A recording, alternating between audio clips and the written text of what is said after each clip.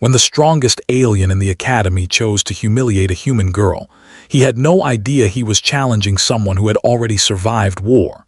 Look, I am not saying I saw it coming because honestly, none of us did. But when Krexar decided that Thursday afternoon was the perfect time to humiliate the new human girl, well, let us just say the universe has a sense of humor darker than a collapsed star. My name is Thornick, and I am what you would call an average student at the Galactic Combat Academy.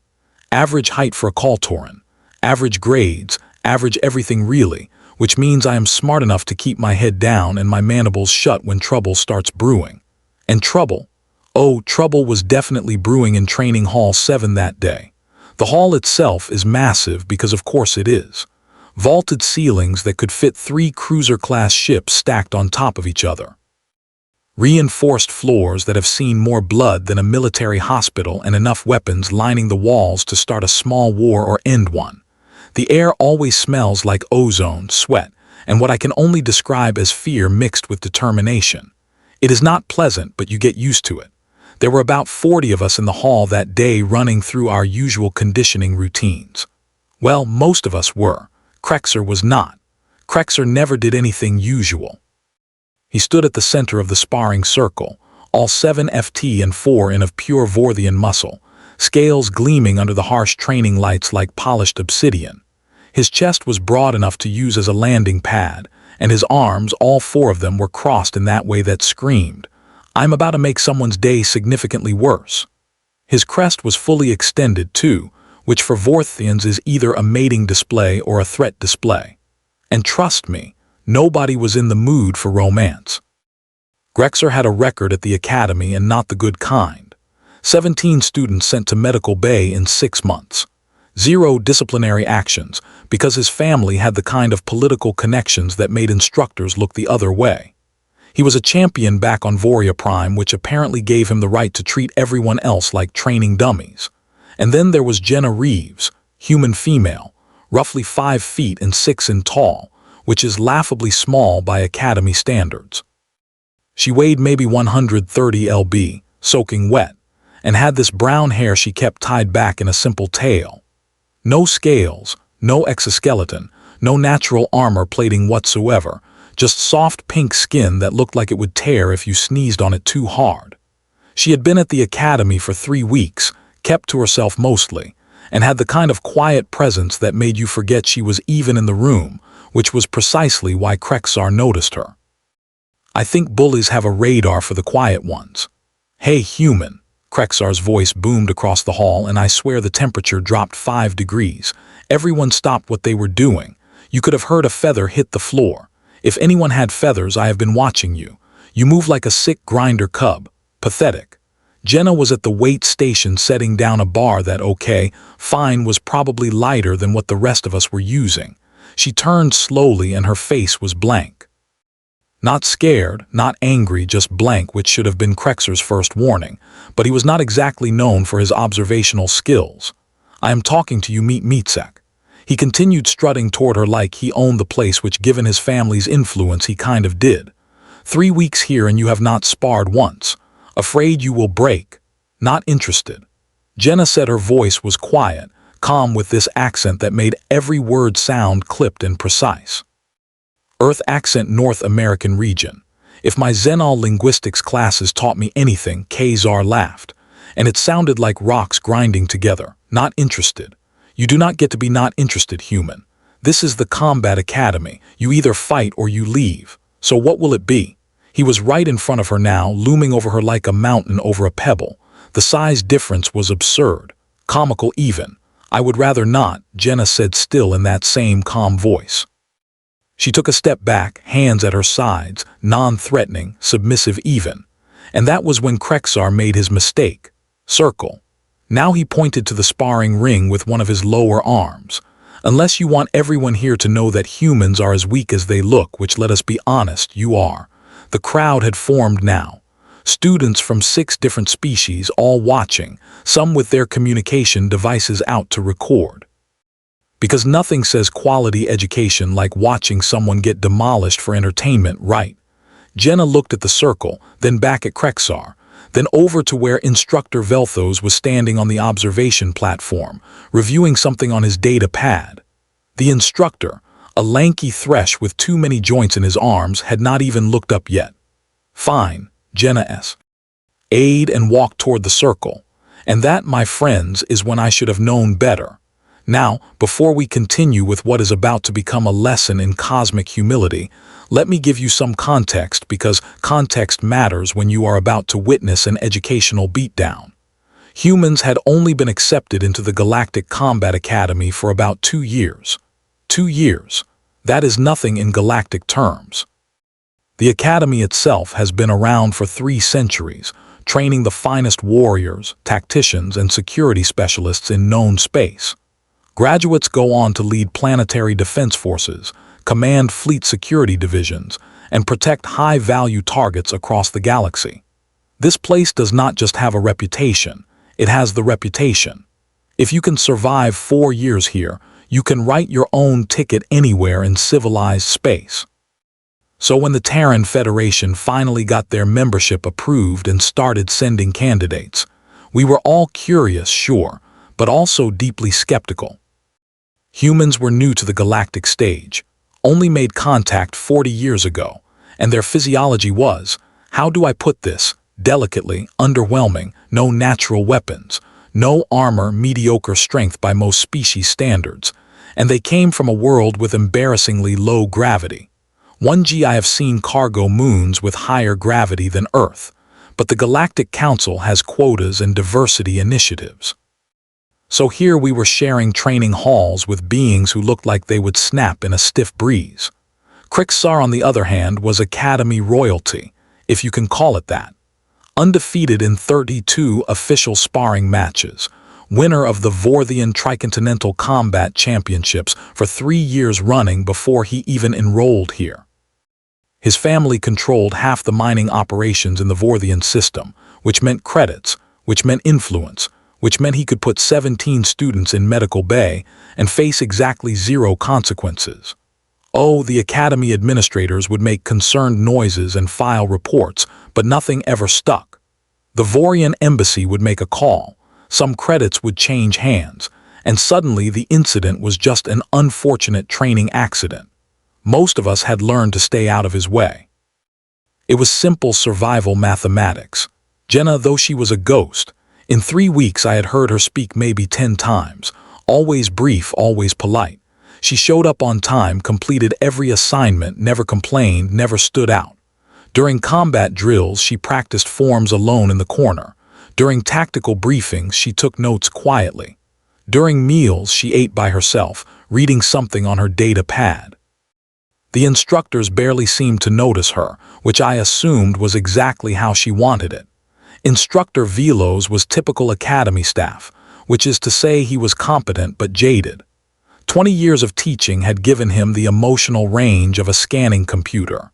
He watched everything from his observation platform, made notes, corrected form, and enforced rules when it suited him. The problem was sparring challenges were technically allowed under academy protocol, encouraged even as long as both parties agreed, which Jenna technically had even if she had been backed into a corner to do it. Around me, students were already pulling out their credit chips. Grexel, a Menthari with too much money and too few brains, was offering 5-to-1 odds on Krexar winning in under 30 seconds. A group of Kaldorians were laughing, taking bets on whether Jenna would cry before or after she got hit. Someone behind me muttered that medical bay should prepare a bed now and save time. Nobody, and I mean nobody, was betting on the human. Looking back, we were all idiots. The sparring circle is a simple thing, really. 20 FT in diameter, marked by a glowing blue energy field that keeps fights contained and prevents outside interference. Academy regulation designed to ensure fair combat, or in this case, to ensure we all had front row seats to what everyone assumed would be a massacre. Krexar stepped into the circle first naturally because showmanship was half his personality. He rolled all 4 shoulders, cracked his neck with a sound like snapping timber, and did this little hop-step routine that made the reinforced floor shudder. The guy was built like a biological tank.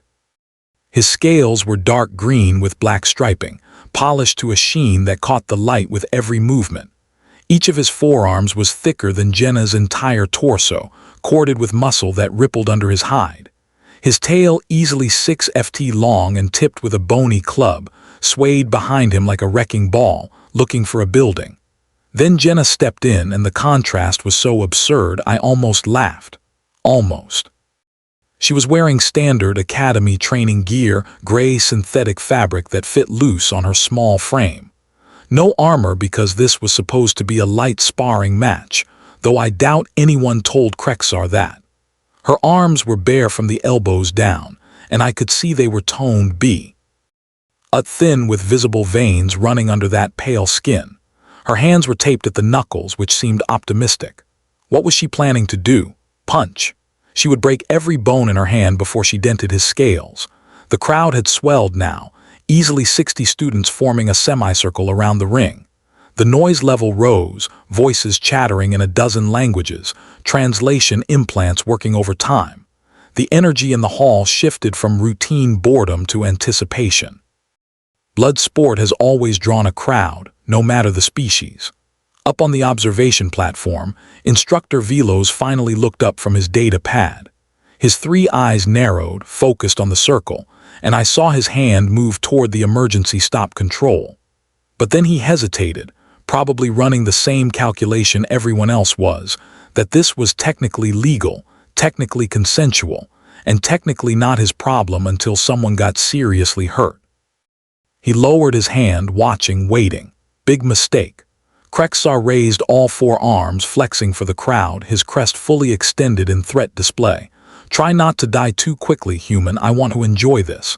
Jenna just stood there, hands loose at her sides, weight evenly distributed on both feet.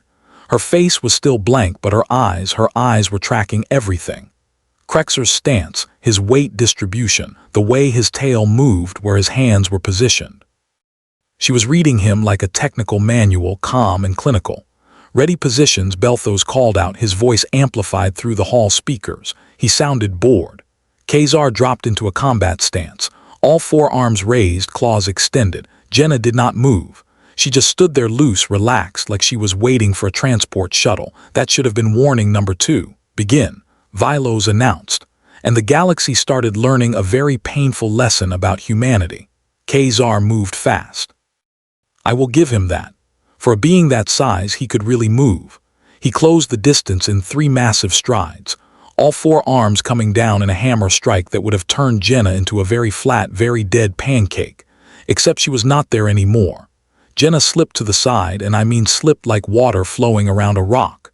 Minimal movement, maximum efficiency. Krexar's fists, all 4 of them, slammed into the mat where she had been standing a fraction of a second earlier.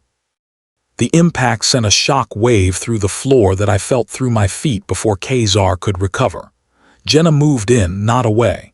In closer to him, inside his reach, which was exactly where you did not want to be when fighting a Vorthian. His arms were his primary weapons. Everyone knew that. So you kept distance. You used range. You did not get close. Jenna apparently had not read that manual.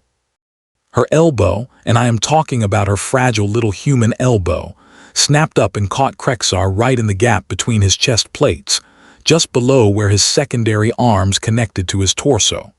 It was a precision strike, targeting a weak point that most people did not even know existed. Krexar made a sound I had never heard a Vorthian make before, something between a cough and a wheeze. He stumbled back half a step, and his eyes went wide with something that looked suspiciously like surprise. The crowd went quiet.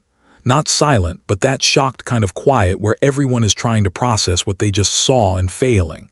Did she just? Someone behind me started. No way. Someone else finished. Krexar recovered fast because he was a champion, and champions do not stay surprised for long. But the surprise was there just for a moment, and it was beautiful. His crest flared even wider, which I did not think was physically possible, and his tail whipped around in a vicious arc aimed at Jenna's head. She ducked under it smooth as silk, and that tail whistled through the air where her skull had been. If it had connected, it would have separated her head from her shoulders. No question, but it did not connect. Jenna came up inside his guard again, and this time her tiny taped-up human fist, drove into the nerve cluster on Krexar's lower left arm. I know this because I took xenobiology and I know that spot is sensitive on Vorthians. What I did not know was that hitting it would make Krexar's entire arm go limp and useless. But apparently Jenna knew. "What is happening?" Krexar said next to me, and he sounded genuinely confused. The Manthar's betting chip was still in his hand, forgot. "I have no idea," I said, because I really did not. Krexar roared now, actually roared, and the sound echoed through the hall like a shuttle engine. He was angry. No, he was beyond angry. He was furious and embarrassed, which is a dangerous combination in any species, but especially in Vorthians. Pride is a big thing in their culture. Losing face is worse than losing blood. He launched a flurry of strikes, 3 functioning arms moving in coordinated patterns that should have overwhelmed anyone. The techniques were textbook Vorthian combat forms, aggressive and powerful, designed to break through defenses through sheer force and speed. Jenna weaved through them like they were moving in slow motion. Head movement, footwork, body positioning, she made it look easy. Every punch missed by inches. Every grab caught empty air. She was not faster than him. I realized she was reading him, predicting where he would strike before he struck, seeing the telegraphs in his movement that the rest of us missed. Up on the platform, Instructor stood up from his seat. His hand hovered over the emergency stop again. I could see the conflict on his angular face, the debate happening behind those 3 eyes. This was getting out of hand. Someone should stop this, but he hesitated. Still watching, still waiting for that line to be crossed. Drexler's confusion was shifting now, morphing into something uglier. Rage, pure unfiltered rage. His crest was so extended it looked painful, and foam was starting to form at the corners of his mouth. "Stop moving and fight me, you coward," he bellowed and charged forward with all his considerable mass behind him. Jenna's expression did not change. Still calm, still clinical, still terrifyingly blank. And that was when I realized something that made my blood run cold. She was not trying yet. This was her being gentle. Krexar stopped playing around. That much was clear when he dropped the formal combat stances and went absolutely feral. No more textbook techniques, no more champion form, just raw primal violence from a 7FT predator who had finally realized he was in an actual fight. He came at Jenna with everything. Claws extended, tail whipping, using his mass as a weapon. A wild haymaker from his upper right arm, followed immediately by a sweeping strike from his lower left, his tail coming around for her legs, while his remaining good arm reached for a grapple. It was chaos, aggressive and overwhelming, the kind of assault that should have ended this immediately. Jenna dropped low, rolled under his grasp and came up behind him. Her leg snapped out in a kick that caught the back of Krexar's knee, and I heard something pop. Not break, but definitely pop. Krexar's leg buckled just for a second, but a second was all she needed. Her palm struck the base of his spine, right where the tail connected. Another nerve cluster. Krexar's tail went limp, dragging on the mat like dead weight. "Ancestors preserve us," someone whispered. "A Thresh student, I think." See, here is the thing about honor codes and traditional combat which most galactic species have in some form or another. We have rules, protocols. There are proper ways to fight, techniques passed down through generations, forms that demonstrate skill and discipline. Even in brutal combat there is artistry, there is honor. You demonstrate your superiority through mastery of technique. Humans apparently do not care about any of that. Jenna's fighting style was not pretty. It was not elegant. It was practical, efficient, and absolutely brutal. Every movement had a purpose. Every strike targeted a weakness. She was not trying to outfight Krexar or prove she was better. She was systematically dismantling him like a mechanic taking apart a malfunctioning machine. Krexar spun around favoring his injured leg and launched a desperate combination. Jenna parried the first strike, redirected the second, and slipped the third. Then her knuckles drove into his throat right above the chest plates. Not hard enough to crush his windpipe, which she absolutely could have done, but hard enough to make breathing very difficult for him. He staggered back, gasping, and the crowd was not cheering anymore. We were watching in stunned silence as everything we thought we knew about combat got thrown out the nearest airlock. "She is toying with him," I said out loud. And the Kaltoran next to me, a third-year named Priel, nodded slowly. "That is not toying," Punnel said. "That is control, complete control." And he was right. Jenna could have ended this already. The throat shot could have been lethal. The spine strike could have paralyzed him. She was choosing not to. She was pulling her strikes, limiting the damage, fighting with restraint that was somehow more terrifying than raw aggression. Up on the platform, Belthos was moving now, walking quickly toward the control panel. His 3 eyes were fixed on the circle, and his mandibles were clicking in what I recognized as thresh agitation. He had finally seen enough. His hand reached for the emergency, but Krexar, bleeding from his mouth now. Scales cracked in 3 places, refused to quit. Pride, stupid, stubborn Vorthian pride. He rushed her again, and this time he was sloppy, injured, exhausted, desperate. His attacks had no strategy, no thought, just a wounded animal trying to hurt the thing that hurt it. Jenna adapted instantly. Where before she had been defensive, now she became aggressive. She stepped into H. His charge, grabbed his upper right arm with both hands and used his own momentum against him. A throw, simple but perfectly executed, and suddenly all 7 FT and 4 in of Krexar was airborne. He hit the mat hard enough to crack the reinforced flooring. The sound echoed through the hall like a gunshot. Rick Sold dropped his credit chip. It clattered on the floor, forgotten. By the void, someone breathed. Krexar tried to get up. He actually tried. Got his hands under him, pushed, made it halfway to his knees. His crest was still extended, but it was shaking now, trembling with exhaustion or shock or both. Jenna stood over him, still calm, still composed, not even breathing hard. And that was when my brain finally put the pieces together. The precision, the knowledge of anatomy, the systematic targeting of weak points, the controlled aggression, the complete absence of wasted movement. "She has military training," I said. Press looked at me. "What military training?" "Real military training, not academy training. She is not a student, she is a soldier." On the platform, Velfortz hit the emergency stop. The energy field around the circle flared bright red, signaling a forced halt. "Too late, instructor, way too late." The emergency stop signal flared, bathing the circle in red light. But Krexar either did not see it or did not care, probably did not care. His pride was shattered. His reputation was in ruins. And 60-plus students had just watched a human half his size take him apart like cheap furniture. So he made one final desperate, catastrophically stupid decision. He grabbed a training blade from the equipment rack at the edge of the circle. The crowd gasped. Collective sharp, the kind of sound you make when you watch someone step off a cliff. Training blades are dulled, sure, but they are still weapons. Introducing weapons into an unarmed sparring match was not just against regulations.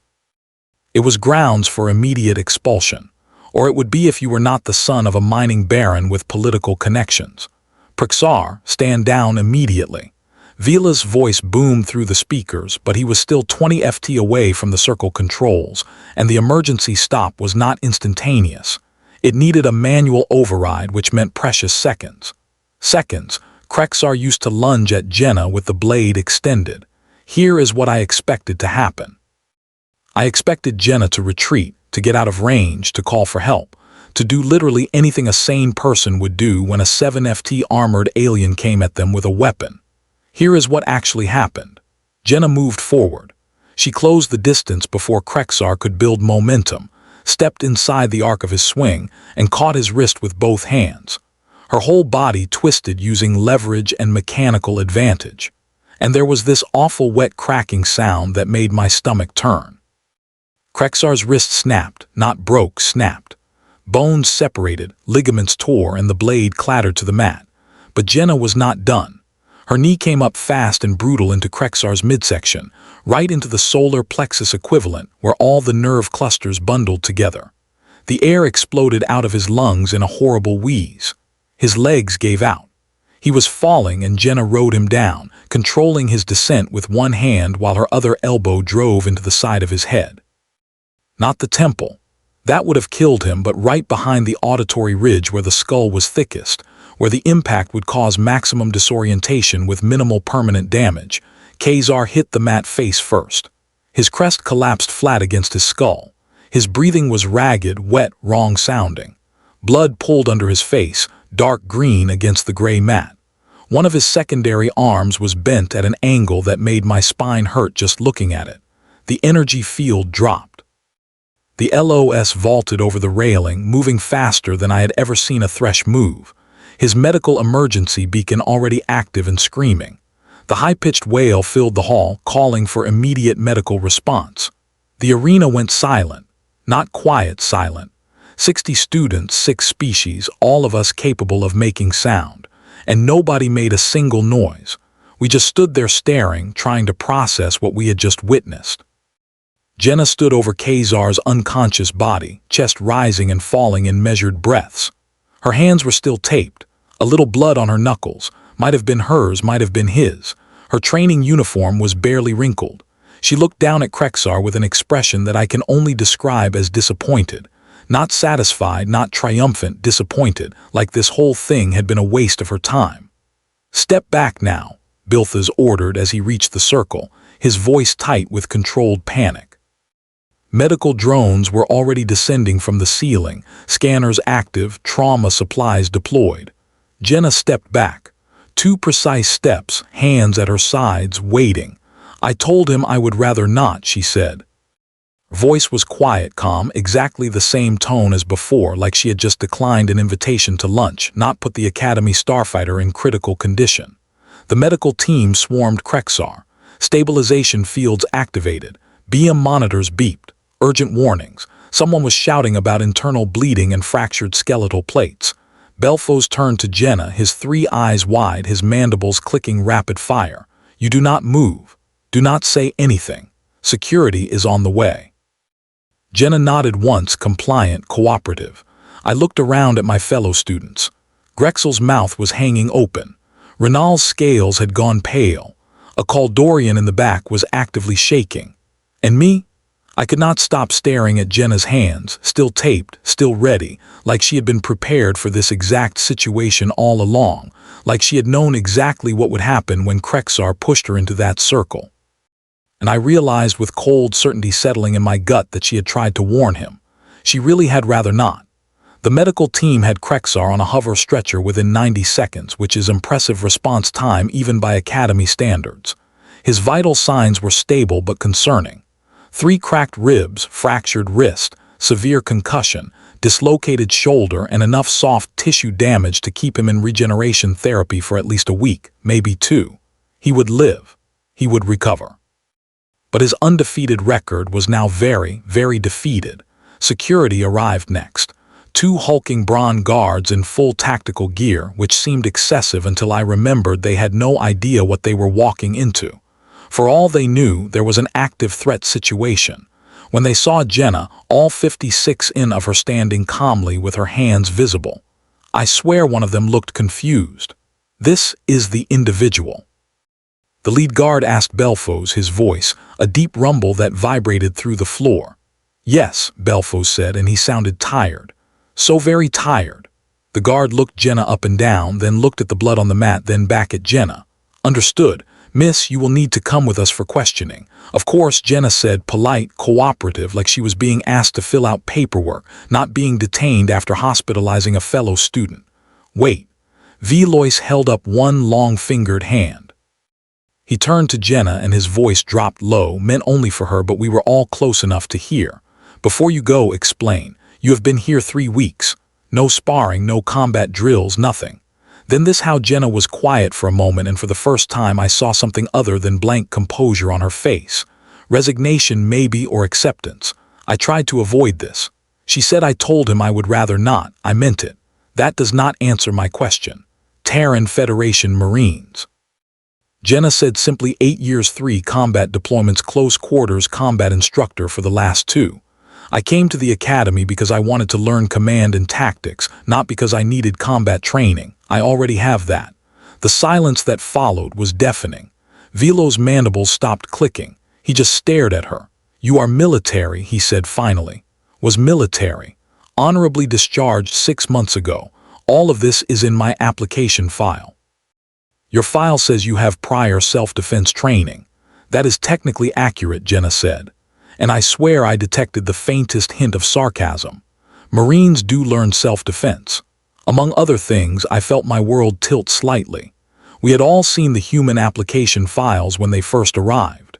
Brief summaries, academic records, basic biographical data, prior self-defense training could mean anything from a weekend course to professional instruction.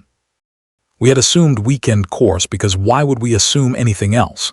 We had assumed humans were soft, weak, new to the galactic stage and therefore inexperienced. We had assumed wrong. Around me, students were having similar realizations. Pinal was pulling up something on his data pad, reading fast, his scales shifting colors in distress. Krexar was just standing there looking at his forgotten credit chip on the floor like it held the answers to the universe. The Academy administration will need to review this incident, Bilthos said, pulling himself together with visible effort. There will be questions, many questions, I understand, Jenna said. For what it is worth, Vilas added quietly. He should not have grabbed that blade. That was his choice, not yours. Jenna nodded but said nothing. The security guards escorted her out of the hall and we all watched her go. She walked with perfect posture, head up, shoulders back. Military bearing. How had we not noticed that before? After she left, the hall remained silent for another full minute. Then slowly conversation started, hushed at first, then growing louder, more animated. Data pads came out. Files were accessed. Suddenly, everyone wanted to know more about humans, about Earth, about their military history. What we found was not comforting. Humans had been fighting wars for their entire recorded history. Thousands of years of continuous conflict, adaptation, and innovation in the art of killing each other. They had developed hundreds of different martial arts systems. Their military training programs were considered extreme, even by their own standards, and we had thought they were soft. Below stood alone in the circle, looking at the blood on the mat, and I heard him mutter something in his native language. My translator did not catch it, but I am pretty sure it was a curse. The Academy's official response came 3 hours later. After a full investigation, it was determined that Jenna had acted in self-defense after Krexar introduced a weapon into an unarmed match. No disciplinary action. Case closed. Krexar's family tried to push back, of course, but even their political connections could not overcome the security footage, which showed very clearly who escalated and who responded. For the first time in his academy career, Krexar faced consequences. Suspended for 1 month.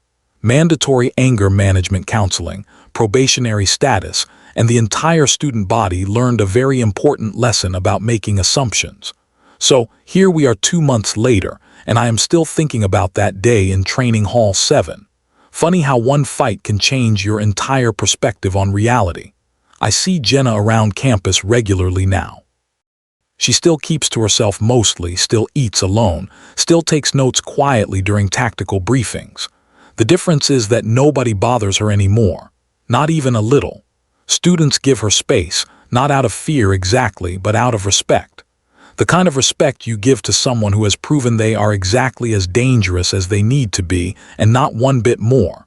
She nods at me sometimes when we pass in the corridors. I nod back. We have never actually spoken, but there is an understanding there. I was one of the idiots who underestimated her, and she knows it, and somehow that is okay. Krexar returned to classes after his suspension. Quieter now, humbler.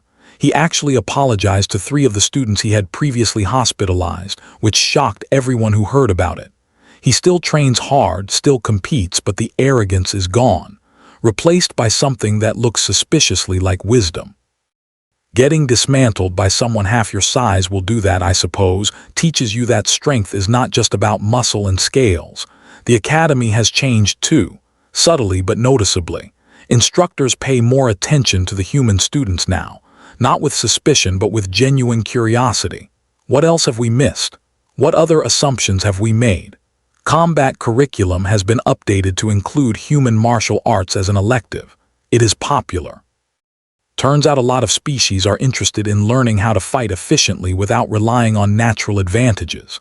The galaxy, it seems, has a learning curve when it comes to humanity. We assume that because they lack claws, scales, natural armor, and come from a low-gravity world, they would be weak.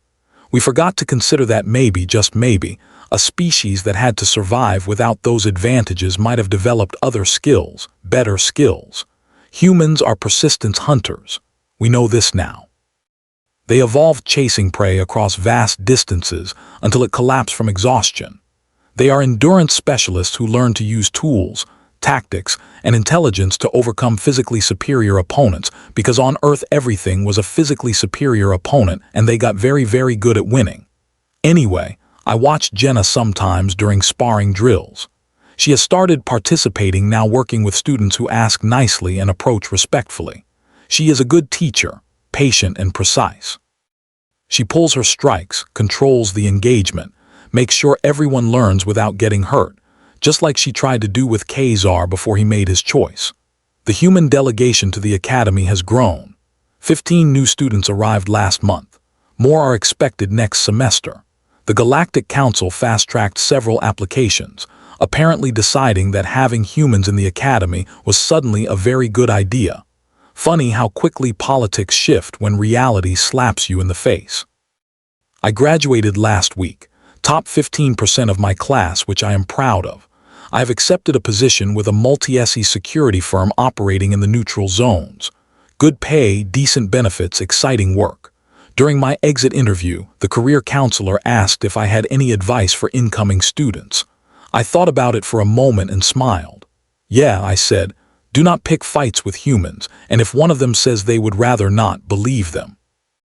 The counselor looked confused, so I told her the story. She listened, eyes widening, mandibles clicking faster and faster. When I finished, she sat back in her chair and was quiet for a long moment. The galaxy is going to have to adjust, she said. Finally. I nodded. The galaxy is going to have to adjust because humans are here now. They are in our minds, our militaries, our institutions. They are small, soft, physically unimpressive by most measures. They also have thousands of years of experience in asymmetric warfare, tactical adaptation, and finding creative ways to kill things that should absolutely be able to kill them first. We thought we were doing them a favor, letting them into our prestigious academy, sharing our advanced knowledge and superior training. Turns out they were doing us a favor by showing restraint. Jenna Reeves tried to avoid that fight. She really did. She gave Krexar every opportunity to walk away. And when he would not, when he pushed and finally crossed the line, she taught the entire academy a lesson we desperately needed to learn. Never underestimate humanity. Because on a planet where everything wanted to eat them, crush them, poison them, or tear them apart, they became the apex predator anyway.